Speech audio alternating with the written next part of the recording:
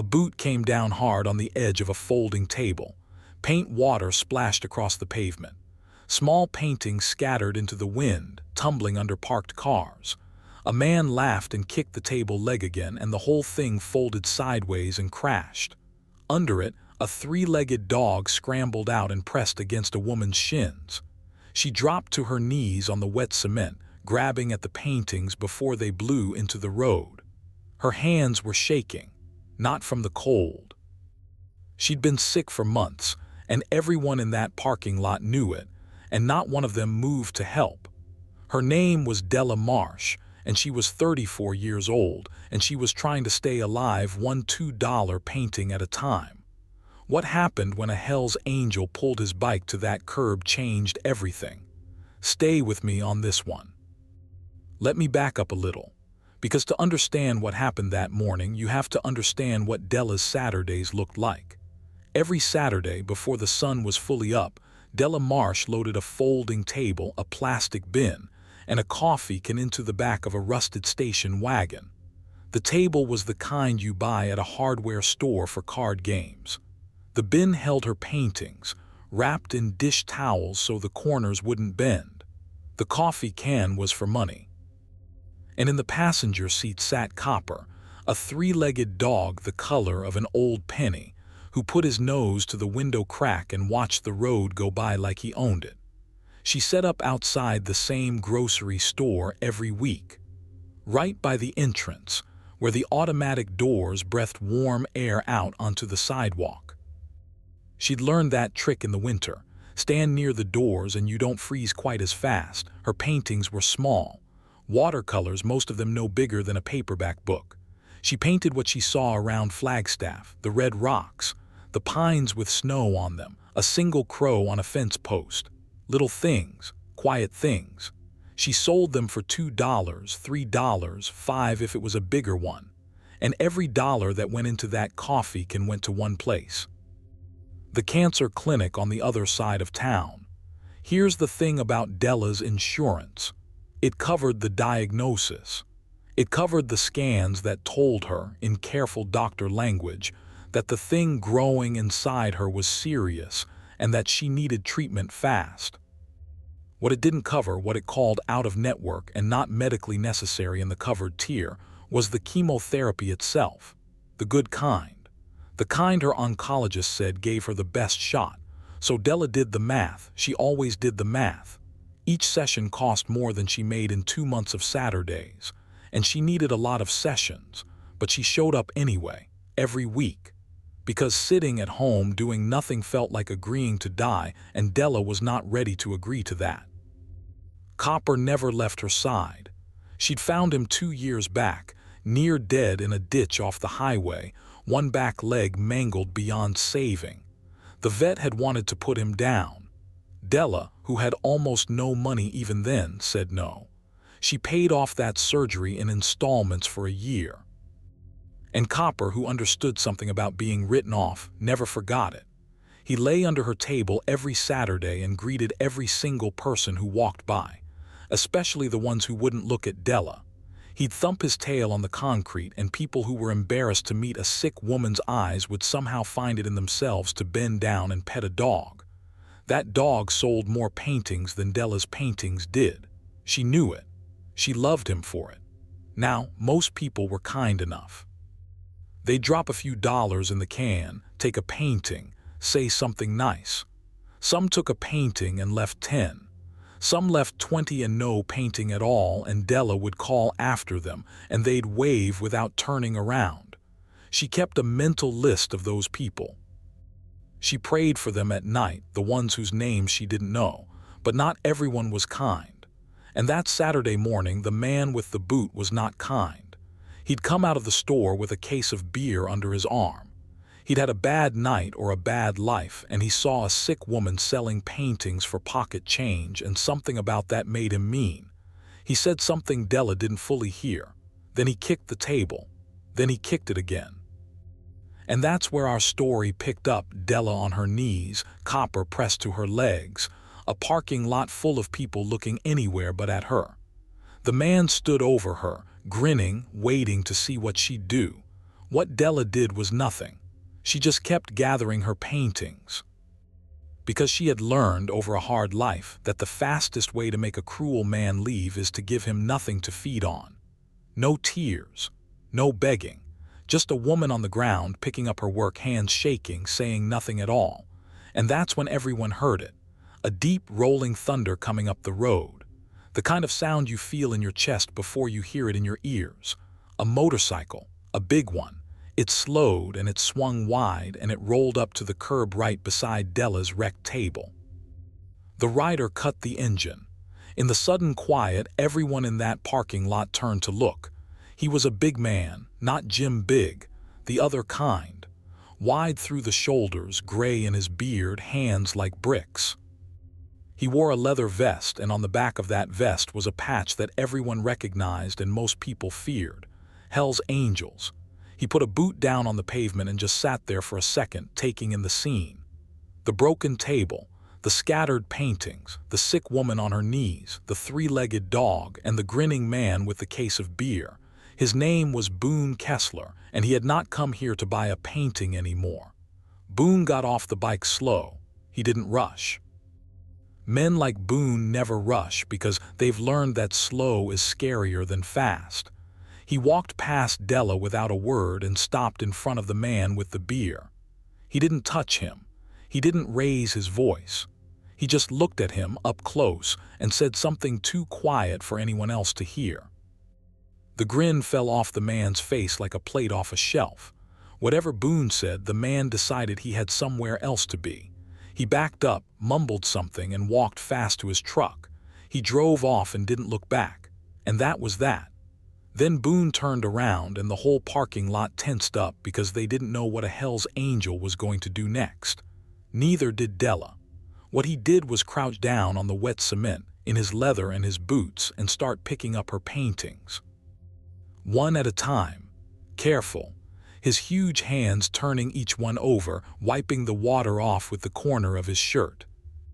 "These yours?" he asked her. Della nodded. She couldn't quite find her voice. Boone looked at the painting in his hand. It was a small one, the red rocks at sunset, and it was good, real good. He looked at the little sticker on the back where she wrote the price, $2. He was quiet for a long moment, looking at that $2 sticker on a painting that any gallery in Sedona would have hung on a wall and charged real money for. Then he looked at the dog. Then he looked at the coffee can, tipped over, a handful of crumpled bills spilling out. Then he looked at Della, really looked, the way people usually didn't, and he saw the scarf where her hair used to be, and the gray in her skin, and the way her wrist bones stuck out. $2, Boone said. It wasn't a question. Some are $3, Della said. Her voice came out smaller than she wanted. The big ones are $5. Boone set the painting down gently on the folded table. And here's the moment the whole story turns on, because a lot of men would have reached for their wallet right then, pulled out 100, felt good about themselves, and ridden off. Charity. Easy. Clean. Boone didn't reach for his wallet. Instead he said, "What are they for? The money. Where's it going?" Now Della had a rule. She didn't tell people she was sick to sell paintings. She hated pity worse than she hated the cold, worse than she hated the man who'd kicked her table. Pity made her feel like the thing was already winning. So she almost lied. She almost said something easy. But something about the way this big man was looking at her, not soft, not sad, just steady, made her tell the truth. "Chemo," she said, "my insurance won't cover the treatment I need, so..." She gestured at the table, at the paintings, at the coffee can. "So this..." Boone nodded slow. He didn't say he was sorry. He didn't get that wet look in his eyes that made her want to disappear. He just nodded, like a man doing math in his head. Then he stood up and his knees cracked, and he looked down at the whole sad little scene one more time. "How much a session?" he said. "The treatment, how much?" Della told him. Boone whistled low. Then he was quiet again. And then he asked the question that would end up changing everything. How many of these you sell on a good Saturday? 20, maybe 30 if the weather's nice. Della picked Copper up off the ground and set him on her lap, and the dog turned around 3 times and settled. It's not about the money, really. It's about... She stopped. She didn't know how to say it. About not sitting still, Boone said. Della looked up at him, surprised. Yeah, she said, that. Boone Kessler stood there on the sidewalk outside that grocery store, and something was working behind his eyes. He picked up one painting, The Red Rocks, and he handed Della $2 for it. Exactly $2. He tucked the painting inside his vest, careful, against his chest. I'll be back next Saturday, he said. And then he got on his bike and the thunder started up again and he rode off. Della watched him go. She figured that was the end of it. A strange, kind moment on a hard morning. She'd never see him again, that's what she thought. She was wrong about that. She was wrong about all of it. The next Saturday, Della set up her table like always. New paint water, paintings wrapped in dish towels, Copper in the passenger seat with his nose to the glass. She'd half forgotten about the big man on the bike. That's a lie. She hadn't forgotten at all. She'd thought about him all week and told herself not to. Men like that made a nice gesture and moved on with their lives. That was fine. She didn't expect anything. She got the table up. She set out the paintings. The sun came up over the pines, and around 9 o'clock she heard it again, that thunder in her chest. But this time it wasn't one bike. It was 11. Della stood up slow as the sound got louder, and around the corner they came, one after another. 11 motorcycles, chrome catching the morning light, engines rumbling loud enough to set off a car alarm somewhere in the lot.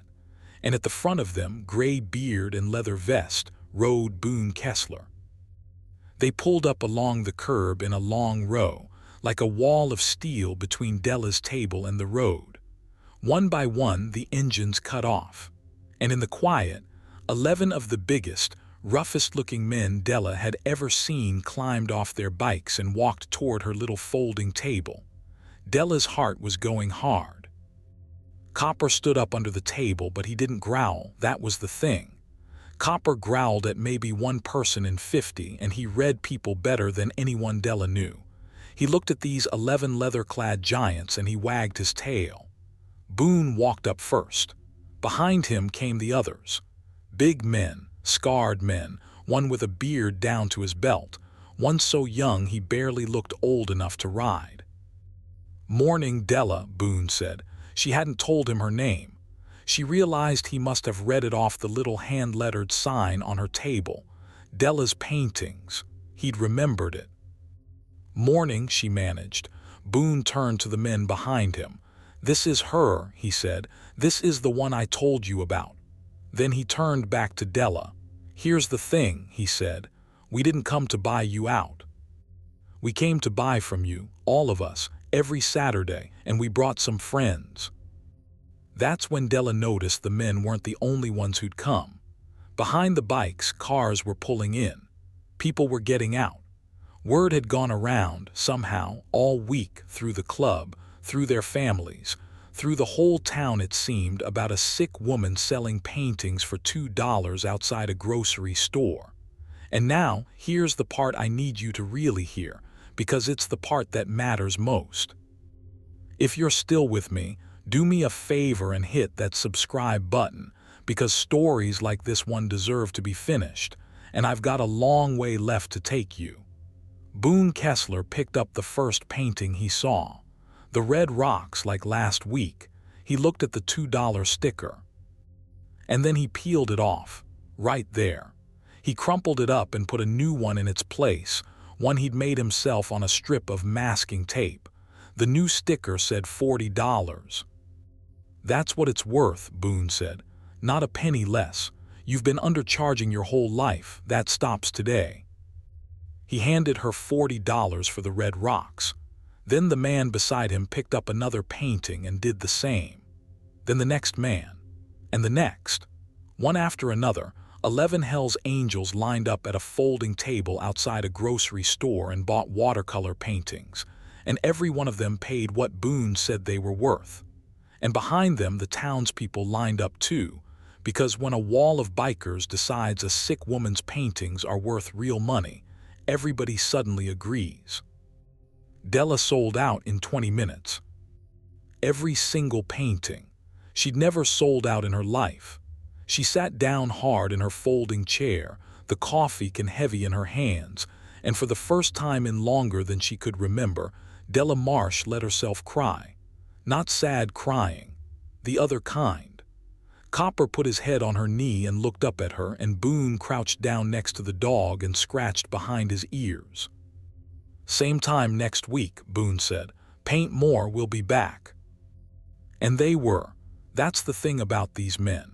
People had a picture in their heads of what a Hell's Angel was, and these men were rough, and they'd lived hard lives, and some of them had done things they wouldn't talk about. But every single Saturday, that whole chapter rolled up to Della's table. They bought paintings. They chased off anyone who gave her trouble. They drank coffee out of paper cups and told her terrible jokes and made her laugh until it hurt. For 6 weeks, Della had enough money for her treatment. For the first time, she was ahead. She could breathe. And then it got hard again, because it always does. The trigger came on a Tuesday in a hospital hallway out of a doctor's mouth. Della had gotten used to the good Saturdays. She'd let herself believe a little that maybe this was how it went now. Money coming in, treatment on schedule. The bikers at her table, Copper in the passenger seat. She'd even started sleeping through the night. That was the calm. That was the exhale. Then on a Tuesday, her oncologist sat her down in a small room and told her the treatment wasn't working the way they'd hoped. The tumor had grown. She needed something stronger. A different protocol. More sessions closer together, and each one more expensive than the last. And her body, worn down, thin, tired, was going to take those sessions like a beating. This was no longer a story about a sick woman selling paintings to pay for chemo. This was a story about whether that woman was going to live. Because here's what the doctor didn't say out loud, but Della heard anyway. The new protocol was a long shot. It was going to hurt her badly. And it was going to cost more money than 11 bikers buying watercolors could ever cover. Della drove home that night and sat in her car in the driveway for an hour. Copper sat in the passenger seat and leaned his whole weight against her arm, the way he did when he knew. She didn't cry this time. She was too tired to cry. She just sat there and did the math the way she always did, and for the first time the math came out to a number that said stop. She almost didn't set up her table that Saturday. She almost stayed in bed. What was the point? Even a sold-out Saturday wasn't going to buy her the odds she needed now.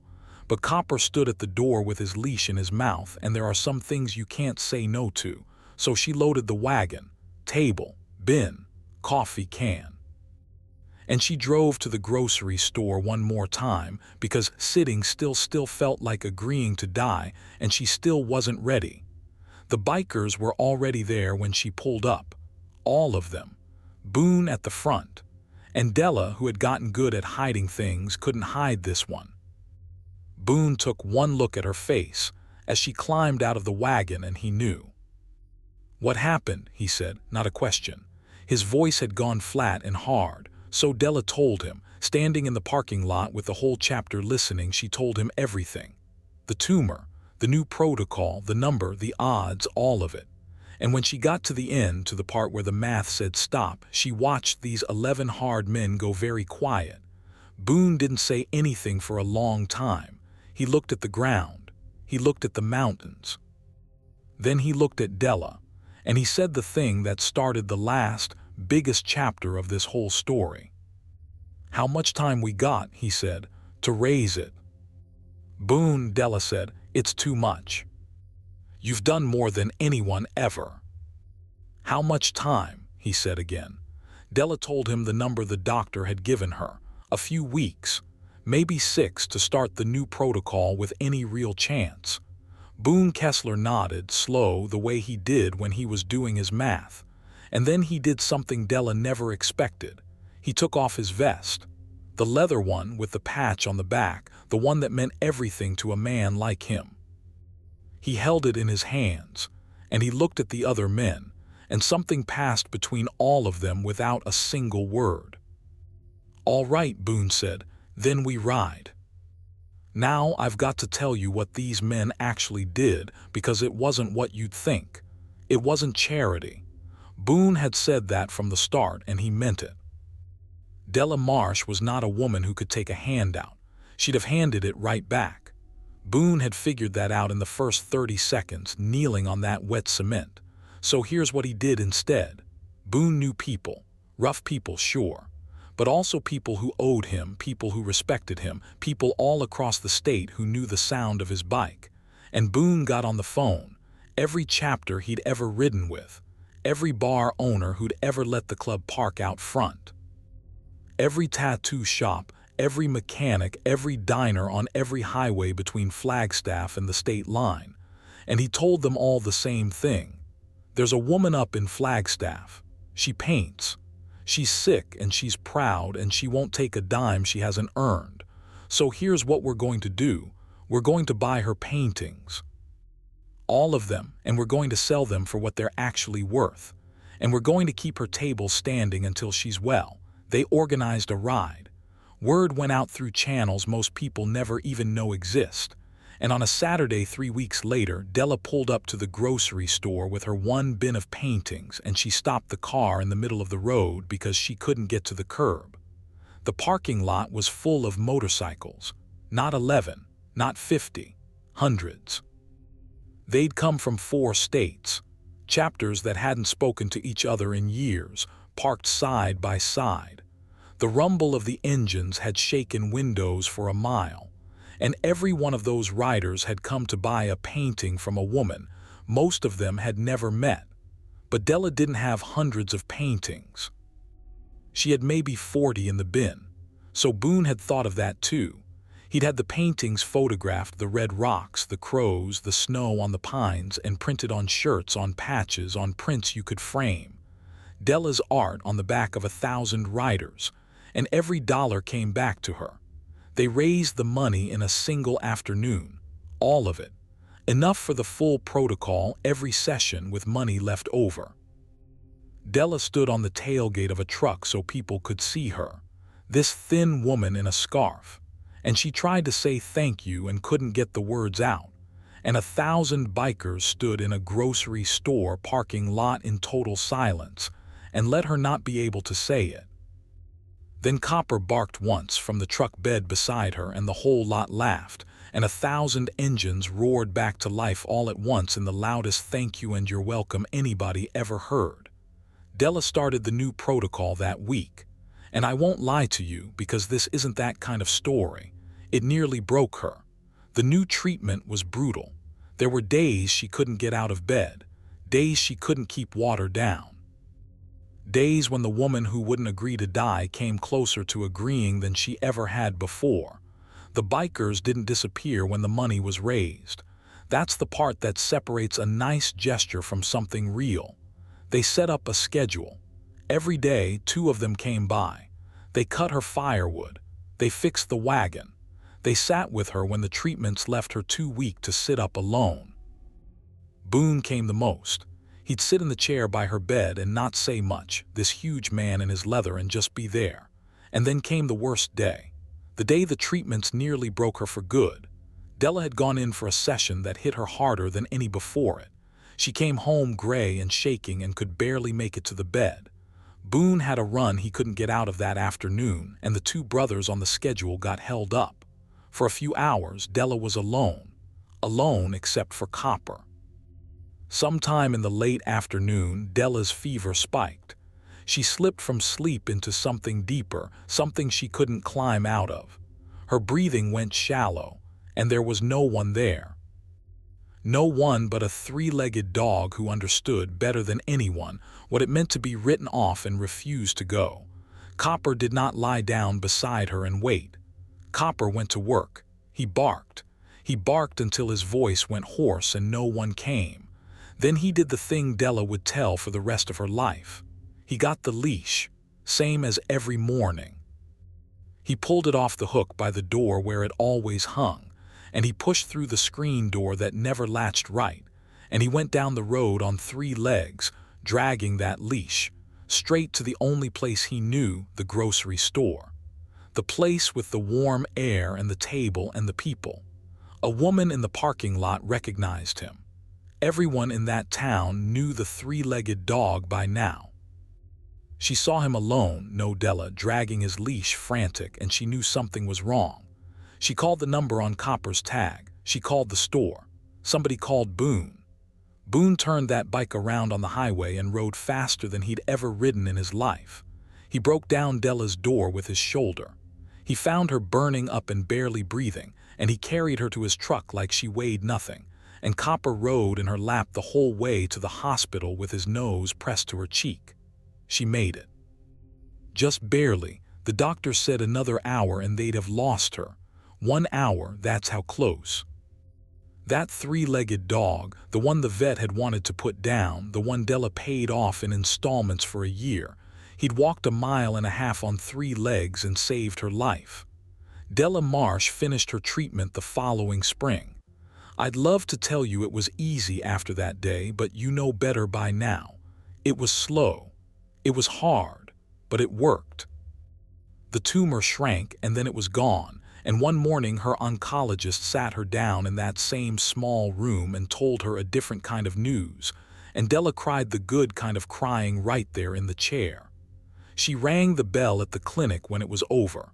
That's the tradition. You ring a bell when you finish. And when Della rang it, the sound didn't just fill the hallway. It filled the parking lot, because the parking lot was full of motorcycles. They'd all come. Boone at the front, gray beard, leather vest, the red rocks painting framed and hanging in his garage back home where he could see it every morning. Della kept painting. Of course she did, but something had changed. She still set up her table outside the grocery store on Saturdays. Same table, same coffee can, Copper under it, greeting everyone who wouldn't meet her eyes. But now her paintings sold for what they were worth, and the money didn't go to Chemo anymore. It went into a fund, a small one at first, then a bigger one. She called it Copper's Fund, and it did one thing. It paid for treatment for people whose insurance said no, people like she'd been. People on their knees in a parking lot with no one moving to help. And when one of those people needed a wall between them and the world, needed someone to stand at their table and make sure it stayed standing, well, Della knew who to call. Boone Kessler still comes by every Saturday. He's older now. So is Della, in the good way, the way you get to be older when you don't die at 34. He buys one painting every week. Just one. He pays what it's worth, and he tucks it inside his vest against his chest, same as the very first day. I asked myself, telling you this, why a man like that did it. Why the whole chapter did. And I think it's this. The world had written a lot of those men off a long time ago. Looked away from them the way that parking lot looked away from Della, and they knew exactly what that felt like. So when they found a woman on her knees picking up her paintings, asking nothing from anyone, they didn't see a stranger. They saw one of their own. That's the whole story. A boot came down on a folding table one cold morning, and a parking lot full of people looked away. But one man on a motorcycle didn't. And because he didn't, a sick woman lived, and a 3-legged dog became a hero, and a folding table outside a grocery store is still standing today. If it made you feel something, stay a while. There are more stories like this one, and I'll be right here to tell them.